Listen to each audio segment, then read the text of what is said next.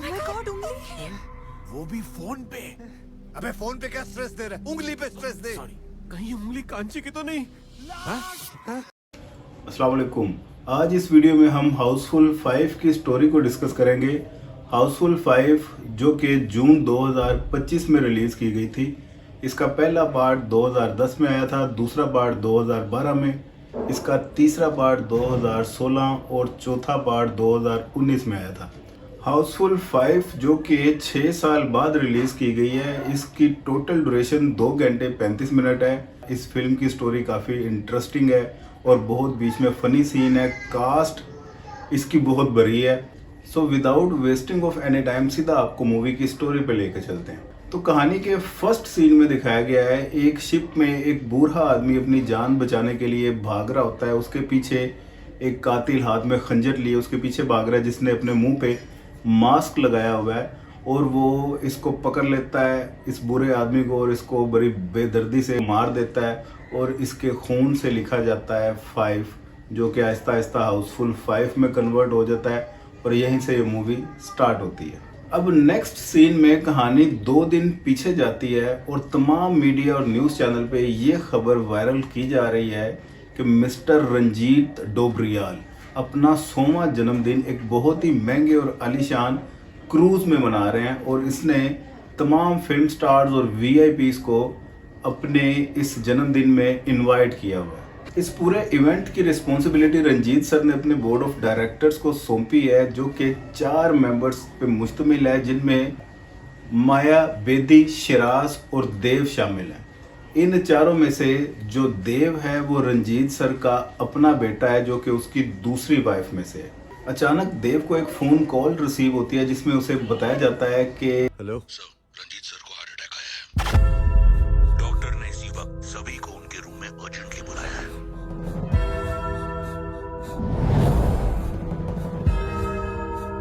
अब तमाम board of directors Ranjit sir के रूम में पहुंचते हैं, जहां पे आखिरी पास्ता और बाटुक पटेल, जो कि 2 रंजीत सर के सर्वेंट्स हैं, वो भी साथ ही मौजूद हैं।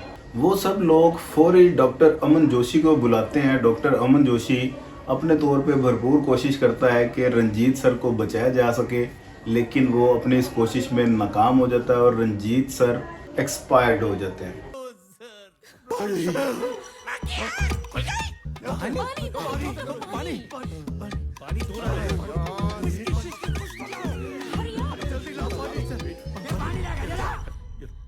Oh my God, let me check. He's gone. I'm sorry, he's gone.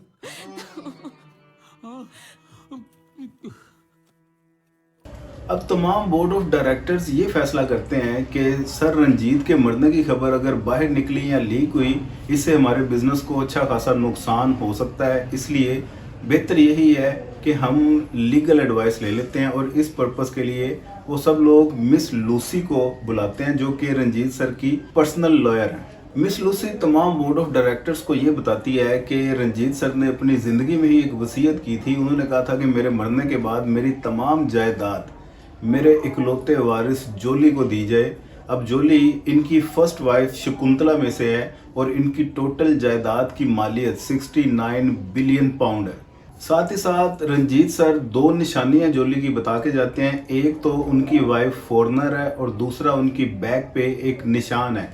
In case अगर उनको जोली नहीं मिलता तो फिर ये जायदाद इन तमाम बोर्ड ऑफ डायरेक्टर्स में बराबर रेशो के साथ बांट दी जाएगी। लेकिन मिस लूसी उन्हें ये बताती हैं कि आज की इस पार्टी में जोली भी इनवाइटेड है। देव सबसे ये कहता है कि इस पार्टी में मेरा भाई जोली भी आ रहा है, इस खुशी में हम ग्रैंड सेलिब्रेशन करेंगे, और वो सब लोग रंजीत सर के रूम को लॉक कर देते हैं। अब वो सब बेसब्री से जोली के आने का इंतज़ार कर रहे होते हैं कि अचानक से शिप का हॉर्न बजता है और जोली की एंट्री हो जाती है। जॉली अभी तक आया नहीं, and I don't think he is gonna come, okay? वो सब लोग देखते हैं कि जोली कैसा है, और साथ इसके एक बहुत ही खूबसूरत इसकी वाइफ भी है। जोली आकर बताता है कि मेरा नाम जलाबुद्दीन उर्फ जोली है, और मेरी वाइफ का नाम ज़ारा अकबर है। वो सब कहते हैं कि हमें तो बताया गया था कि आपकी वाइफ फॉरेनर है। इस पे ज़ारा अकबर कहती है कि जी हाँ, मैं फॉरेनर हूँ। जी हम अफगानिस्तान से हैं। काबुल करीमबाग अल्दुरानी कोठी सीख पराठा कबाब गली। क्या फॉरेनर्स सिर्फ अंग्रेजी होते हैं? जलालुद्दीन का किरदार रितेश देशमुख ने निभाया है और उनकी कॉमिक सेंस वैसे तो टाइमिंग उनकी कमाल की है ही, लेकिन इस मूवी में उनकी परफॉर्मेंस बहुत ही ज़बरदस्त है। मुझे तो सबकी अदाकारी एक तरफ और रितेश देशमुख की अदाकारी एक तरफ लगी। अब जलालुद्दीन अपनी बैक पे निशान भी इन सबको दिखाता है, जिससे इन सबको यकीन आ जाता है कि यही भाई साहब जोली हैं। अब वो सब ये इत्मीनान से अभी सुख का सांस लेते ही हैं कि जोली से मुलाकात होगी कि अचानक शिप का हॉर्न दोबारा बजता है और एक नई एंट्री होती है। इस दफ़ा अभिषेक बच्चन आता है और वो आके बताता है मेरा नाम जलभूषण उर्फ जोली है, और इसके साथ भी उसकी एक ब्यूटीफुल वाइफ जैकलिन फर्नांडिस है। और वो कहता है कि ये मेरी वाइफ का ताल्लुक भी श्रीलंका से है, जिससे उनको ये यकीन आ जाता है कि इसकी वाइफ फॉरेनर है, लेकिन ये दावा करता है कि असली जोली मैं हूँ। अब वो तमाम लोग कंफ्यूज हो जाते हैं, जिस पे ये जलभूषण अपनी बैग का निशान भी उनको दिखा देता है, जिससे उनकी कन्फ्यूजन में मज़ीद इजाफा हो जाता है कि पहला भी एक जोली है और दूसरा जोली, ये दो जोली कैसे हो सकते हैं। अब इनमें हमने फैसला करना है कि असली जोली कौन है। वो ये सोच रहे होते हैं कि शिप का हॉर्न दोबारा से बजता है और इस दफ़ा तीसरी एंट्री होती है अक्षय कुमार की। अक्षय कुमार इनके करीब आकर कहता है कि मेरा नाम जूलियस है उर्फ जोली, और मज़े की बात यह है कि इसकी भी बैक पे निशान है और इसके साथ भी एक फॉरेनर वाइफ है। अक्षय कुमार का पेयर जो बनाया गया है वो नरगिस फाखरी के साथ बनाया गया। इसकी वाइफ कहती है मेरा ताल्लुक नेपाल से है। अब ये तीनों लोग आपस में ये दावा करते हैं कि असली जोली वही हैं। देव कहता है कि इसका फैसला मैं करूंगा कि असली जोली कौन है। जलालुद्दीन, जलभूषण, जूलियस। यहाँ कोई अमर अकबर एंथनी पिक्चर नहीं चल रही है। पाने जॉली को दौलत सौंपने की जिम्मेदारी मुझे दी है और असली जॉली ढूंढने का एक ही तरीका है और वो मैं बताऊंगा। तमाम जोलीज आपस में झगड़ना शुरू हो जाते हैं कि देव उन्हें खामोश करवाता है और डॉक्टर को बुलाता है और कहता है कि इनका डीएनए करें और इस डीएनए की रिपोर्ट कल सुबह 10 बजे से पहले मुझ तक पहुंचा दें। फिर असल दूध का दूध और पानी का पानी हो जाएगा। फिर देखते हैं नकली जोलियों के साथ क्या करना है हमने। नेक्स्ट सीन में अब स्टोरी वापस उस पहले सीन की तरफ जाती है, जिसमें एक बूढ़ा आदमी अपनी जान बचाने के लिए भाग रहा होता है और पीछे एक कातिल उसका मर्डर कर देता है। ये बुरा आदमी असल में यही डॉक्टर अमन जोशी है, जो कि बुरी तरह से कत्ल किया जा चुका है। अब सवाल ये पैदा होता है कि इस डॉक्टर को कत्ल किसने किया। यहाँ पे एक दूसरा सस्पेंस आ जाता है। नेक्स्ट सीन में कहानी पास्ट से निकलकर वापस प्रेजेंट में शिफ्ट हो जाती है और ये दिखाया जाता है कि सुबह सुबह सब लोग सोकर उठ रहे हैं, लेकिन वो अपनी वाइफ्स के साथ नहीं बल्कि दूसरों की वाइफ्स के साथ हैं। और इन तमाम को देख के लगता है कि ये लोग आपस में रोल प्ले कोई परफॉर्म कर रहे थे। ये पूछ किसकी है? मलाइका? हैं? हेलो, उठो। काची?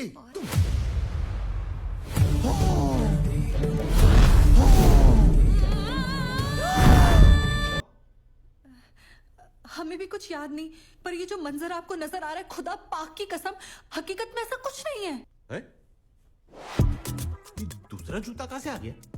वो भी दूसरे ब्रांड का? अबे ब्रांड पे क्या स्ट्रेस दे रहा है? जूते पे स्ट्रेस देना। दूसरी तरफ जलालुद्दीन के रूम में कैमरा जाता है। अब जलालुद्दीन वो भी ड्रिंक किए हुआ है, वो आखिरी पास्ता के साथ लेटा हुआ है। वो दोनों आदमी ही एक दूसरे के साथ रात गुजार चुके हैं। उन्हें ये भी सेंस नहीं है कि आदमी कौन है और लड़की कौन है। ये भी सीन बड़ा फनी है। लेकिन जलालुद्दीन की बैग पे एक बाइक के टायर का निशान है। वो लोग सब आपस में एक जगह पे इकट्ठे होते हैं और पूछते हैं कि भाई रात आप लोगों ने कैसे गुजारी और आप लोगों के साथ क्या हुआ। वो माइंड पे बड़ा जोर डालते हैं, उनको याद नहीं आता। ऐसे में आखिरी पास्ता कहता है कल रात को मैंने ड्रिंक्स में मदहोशी का दवाई मिलाया था, वो कमीने बटुक पटेल के लिए, लेकिन तुम 6 का 6 जॉली उसको गलती से पी गया और सबका मेमोरी लॉस हो गया। अब जलालुद्दीन को जैसे ही होश आती है वो कांची को ढूंढता है और कांची के लिए परेशान हो जाता है। कांची बेसिकली जूलियस की वाइफ है और जूलियस ये परेशान होता है अपनी वाइफ के लिए। इतना वरिड तो मैं नहीं हूँ जितना ये जलालुद्दीन है। इससे उसको उसके ऊपर शक होता है, वो उससे बहुत जेलस होता है। खैर वो सब लोग अब कांची को ढूंढना शुरू करते हैं और ढूंढते ढूंढते एक ऐसी जगह पे उनको कांची मिल जाती है जो दीवार में फंसी हुई है। उसको फिर वो सब लोग निकालते हैं और ये सुराग लगाने की कोशिश करते हैं कि जलालुद्दीन की बैग पे ये आखिर बाइक के टायर का निशान आया तो आया कैसे। इसी दौरान सीन में कुछ बहुत ही फनी सीन है, खासकर जलालुद्दीन और जूलियस की जो केमिस्ट्री है, उन दोनों की कॉमेडी सेंस है वो कमाल है। फोन है किसी के पास? तेरे पास फोन है? लगा फोन मेरी बीवी को। 4479 56421 5642। अब वो तमाम लोग और बोर्ड ऑफ डायरेक्टर्स एक जगह पे कॉरिडोर में इकट्ठे होते हैं और चूंकि रिपोर्ट का टाइम आ गया है लेकिन डॉक्टर यहाँ पे मौजूद नहीं है। देव कहता है कि डॉक्टर को ढूंढो, डॉक्टर किधर चला गया, 10 बज गए हैं और रिपोर्ट उसने अभी तक हमें सबमिट नहीं करवाई। ये सब वो लोग बात ही कर रहे होता है कि अचानक छत पर से उस डॉक्टर की लाश गिरती है, जो कि शीशा तोड़ती हुई नीचे सीधी ज़मीन पर आकर गिरती है और वो सब हैरान हो जाते हैं कि डॉक्टर को आखिर किसने मारा। देव कहता है कि डॉक्टर के मरने में सबसे ज़्यादा फ़ायदा इन तीनों जोलीज का ही है, इसलिए हम जोली और इनकी वाइफ्स को प्राइम सस्पेक्ट कंसीडर करते हुए जेल में बंद करने का हुक्म देते हैं। इसलिए इन 6 लोगों को जेल में बंद कर दिया जाता है और इनकी रखवाली के लिए बाटुक पटेल की ड्यूटी लगा दी जाती है। अब ये मर्डर मिस्ट्री को सोल्व करने के लिए बोर्ड ऑफ डायरेक्टर्स 2 पुलिस एहलकारों का इंतखाब करते हैं और वो 2 कौन है भला, गेस कीजिए। एक संजय दत्त और दूसरा जैकी श्रॉफ। जेल में तमाम जोली आपस में ये कन्फेस करते हैं कि वो एक दूसरे की वाइफ्स के साथ उनकी अंडरस्टैंडिंग है और वो सब लोग नकली वाइफ्स बनाकर यहाँ पर भेस बदल कर आए हुए हैं। किसी दूसरे की वाइफ किसी दूसरे की गर्लफ्रेंड है। अब वो तमाम लोग आपस में ये मशवरा करते हैं कि 2 काम करने हैं। एक तो रंजीत सर की बॉडी को पानी में बहाना होगा ताकि कोई प्रूफ ना रहे, और दूसरा डीएनए का सैंपल वो डिस्ट्रॉय करना होगा। 3 जोली वो रिस्पॉन्सिबिलिटी ले लेते हैं कि हम रंजीत सर की लाश को ठिकाने लगाते हैं, जबकि उनकी वाइफ्स ये रिस्पॉन्सिबिलिटी ले लेती हैं कि हम डीएनए के रिपोर्ट्स को शफल करेंगी। वो तीनों लड़कियां डीएनए की रिपोर्ट को डिस्ट्रॉय करने के लिए लेबॉर्ट्री में पहुंचती हैं, लेकिन लेबॉर्ट्री जाकर देखती हैं कि वहाँ पे बेदी भी आया हुआ है। उनको लगता है कि शायद बेदी भी डीएनए की रिपोर्ट को डिस्ट्रॉय करना चाहता है, लेकिन अचानक एक फ्रीज़र का दरवाज़ा ओपन किया जाता है और उसमें बेदी देखता है कि डॉक्टर की लाश सेफ हालत में मौजूद है कि नहीं। उसे चेक करने के बाद वो दरवाज़ा वापस बंद कर देता है और वहाँ से चला जाता है। लेकिन इसकी रिकॉर्डिंग जैकलिन फर्नांडिस ने अपने मोबाइल में कर ली है। मीनवाइल तीनों जोली रंजीत सर की लाश को ठिकाने लगाने के लिए एक कलीन में बंद कर देते हैं और जेल से फरार होने लगते हैं। यहाँ पे कुछ बहुत ही फनी सीन है और यहाँ पे बाटुक पटेल की एक्टिंग बहुत कमाल है। गरम लगे छे, गरम लगे छे, हॉट जल्दी मैं सुरंग बनाएगा। अरे मैं कर रहा हूं, तुझसे कुछ नहीं हो रहा।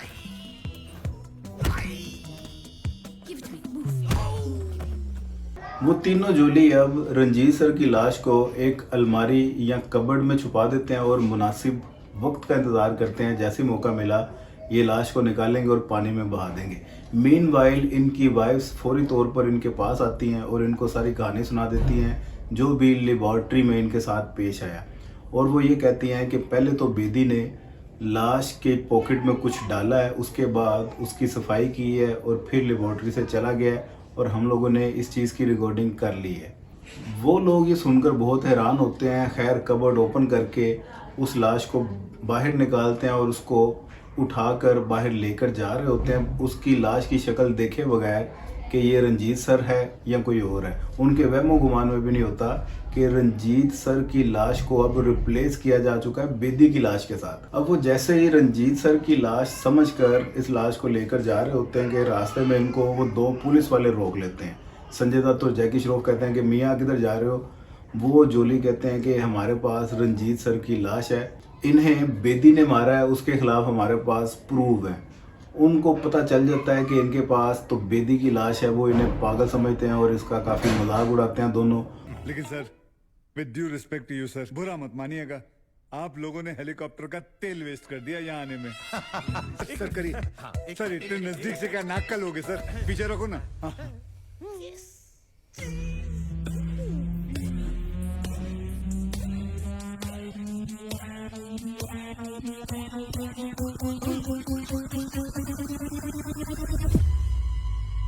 और इन तीनों जोलीस को वापस जेल में बंद कर देते हैं। अब यहाँ पे कहानी में एक नया ट्विस्ट आ जाता है कि बेदी को मर्डरर समझा जा रहा था, अब किसी ने बेदी का ही मर्डर कर दिया, तो असल मर्डरर है कौन। नेक्स्ट सीन में दिखाया गया है कि बाटुक पटेल इन तीनों जोलीस के पास आता है और कहता है कि आपको पुलिस इंस्पेक्टर्स बारी बारी बुला रहे हैं। अब ये तीनों इन्वेस्टिगेशन करवाने के लिए पुलिस इंस्पेक्टर्स के पास जाते हैं। ड्यूरिंग इन्वेस्टिगेशन पुलिस वाले इन तीनों से कुछ क्वेश्चंस पूछते हैं और यहाँ पे कुछ बहुत ही फनी सीन्स है और इन्वेस्टिगेशन बहुत ही ज़्यादा फनी है, जो कि आपको एक सेकंड के लिए भी स्क्रीन से हिलने नहीं देगी। वो तो साले ने जीना हराम कर दिया था। मच्छर ने? नहीं, बेदी ने। क्या जरूरत थी कानों के पास आने की? बेदी को? नहीं, मच्छर को। इतना टेंशन, इतना स्ट्रेस, साले ने तो खून चूस लिया। मच्छर ने? नहीं, बेदी ने। एक बात सच बताऊं, ये नहीं होता ना तो वो भी नहीं होता। वो बेदी, ये मच्छर? नहीं सर, ये बेदी, वो मच्छर। हे भगवान। नेक्स्ट सीन में दिखाया गया है कि शिप का जो कैप्टन है वो किसी दूसरे बैग के साथ अपना बैग रिप्लेस कर देता है, जिससे हमें ये भी डाउट पड़ता है कि शिप का कैप्टन भी इस वारदात में इन्वॉल्व है। अब पुलिस वाले सारे स्टाफ को इकट्ठा करते हैं और उन्हें बताते हैं कि हमने असली मुजरिम को पकड़ लिया है। असली मुजरिम इन तीनों जोलीज में से कोई नहीं है, बल्कि असली मुजरिम देव है। ये सुनकर तीनों जोलीज बहुत ज़्यादा खुश हो जाते हैं, लेकिन देव परेशान हो जाता है। पुलिस वाले कहते हैं कि देव के खिलाफ हमने बहुत सारे सबूत इकट्ठा कर लिए हैं। देव उन सब के सामने चीखता है कि इन सब के बाद जायदाद आखिर मुझे ही तो मिलने वाली थी, फिर मुझे भला किसी का मर्डर करके क्या फ़ायदा। और अगर मैंने किसी को मारा भी है तो मैं बेवकूफ़ थोड़ी हूँ जो आप लोगों को इतने सारे सबूत छोड़ूंगा और इस वक्त आप लोगों के सामने मौजूद हूँगा। वो तमाम लोगों के चले जाने के बाद जूलियस को भगवान की कसम खाकर कहता है कि मैंने कोई मर्डर नहीं किया। अब जूलियस को उसकी बात का एतबार आ जाता है और वो अपने तौर पर इन्वेस्टिगेशन शुरू कर देता है। अब जूलियस ने ड्यूरिंग इन्वेस्टिगेशन ये बात पता लगा ली है कि वाकई मर्डरर देव नहीं है, कोई और है, लेकिन मर्डरर आखिर है कौन, ये सस्पेंस अभी तक बरकरार है। जूलियस ने कैप्टन के खिलाफ बहुत सारे सबूत इकट्ठा कर लिए हैं और वो सबको कहता है कि देव ठीक कह रहा था, उसने किसी का मर्डर नहीं किया, असल मर्डरर कैप्टन है, और वो तमाम सबूत पुलिस वालों को दे देता है। अब पुलिस वाले कैप्टन को पकड़ते हैं और उसको लेकर जा रहे होते हैं कि अचानक से पूरे क्रूज की लाइट चली जाती है। अब लाइट जाती है तो इस अंधेरे का फ़ायदा उठाकर कोई शिप के कैप्टन को ही मार देता है। लाइट जब आती है तो पुलिस वालों के पास कैप्टन की मुर्दा लाश होती है, लेकिन इसी सीन में हमें जलभूषण के खिलाफ कोई ना कोई एक्टिविटी पाते हुए एक शक होता है। अब पुलिस वाले सबको कहते हैं कि मुबारक हो, हमने कैप्टन को पकड़ लिया है, लेकिन कैप्टन तो चूंकि इनके पास मुर्दा हालत में मौजूद है। अब वो सारे हैरान हो जाते हैं कि अब इस कैप्टन को आखिर किसने मार दिया। कि अचानक सीन में एक नई एंट्री होती है और ये एंट्री है नाना पाटेकर की। नाना पाटेकर बेसिकली उन दोनों पुलिस वालों का हेड है और ये इंटरपोल का चीफ है। इसका नाम दगरू है और ये अपने तौर पे इन्वेस्टिगेशन करने आया है और अब इस मर्डर की मिस्ट्री को ये अपने तौर पे सुलझाएगा। अब दगरू ड्यूरिंग इन्वेस्टिगेशन ये खोज लगाता है कि किलर असल में एक नहीं बल्कि दो हैं। एक किलर तो देव है और दूसरा जलभूषण है। अब दगरू की इस इन्वेस्टिगेशन के दौरान भी कहानी में बहुत ज़्यादा फनी सीन्स हैं जो कि आपको एक सेकंड के लिए भी बोर नहीं करेंगे। जलभूषण सबके सामने ये कन्फेस कर लेता है कि वो और देव ही असल में किलर्स हैं और उन दोनों ने मिलकर ही ये सारा प्लान आपस में तश्कील दिया था ताकि पूरे 69 बिलियन पाउंड्स के वो दोनों वारिस बन सके और 50-50 आपस में शेयर्स तकसीम कर सके। जलभूषण कहता है कि डॉक्टर और बेदी को देव ने ही मारा था, लेकिन कैप्टन को मैंने मारा और देव पर से आप सबका शक भी मैंने ही हटाया था। अब देव और जलभूषण के पास गन है, इसलिए कोई भी इनके करीब नहीं जाता और सब लोग इससे डर रहे होते हैं। इस दौरान भी कहानी में बहुत ही फनी सीन है जो कि देखकर आपको मज़ा आएगा। अब सब लोग ये परेशान है कि इन दोनों किलर्स को पकड़ा कैसे जाए कि कहानी में एक नई एंट्री हो जाती है। नई एंट्रीज पे एंट्रीज हो रही हैं इस मूवी में और सरप्राइज पे सरप्राइज ही मिल रहे हैं इस मूवी में। ये फुल मूवी सरप्राइजेस से भरी हुई है। इस दफ़ा जो एंट्री होती है वो बॉबी देओल की होती है और वो बॉबी देओल ही असल में असली जोली है। बॉबी देओल इन दोनों किलर्स को पुलिस वालों को पकड़ाने में अपना रोल परफॉर्म करता है और साथ ही ये बताता है कि मुझे आप लोगों के 69 बिलियन पाउंड्स नहीं चाहिए, मैं खुद 169 बिलियन पाउंड्स का मालिक हूँ और मुझे आप लोगों के 69 बिलियन की कोई लालच नहीं है, इसलिए तमाम बोर्ड ऑफ डायरेक्टर्स, सर्वेंट्स और ये नकली जोली 69 बिलियन डॉलर का शेयर बराबर रेशो से तकसीम कर लें। अब जो जलालुद्दीन की वाइफ ज़ारा अकबर बन के आती है वो असली जोली के साथ शादी कर लेती है और यहाँ पे दिखाया गया कहानी के एंड पे कि जो 2 किलर्स हैं उनको उम्र कैद सुना दी जाती है और यहीं पे कहानी एंड हो जाती है।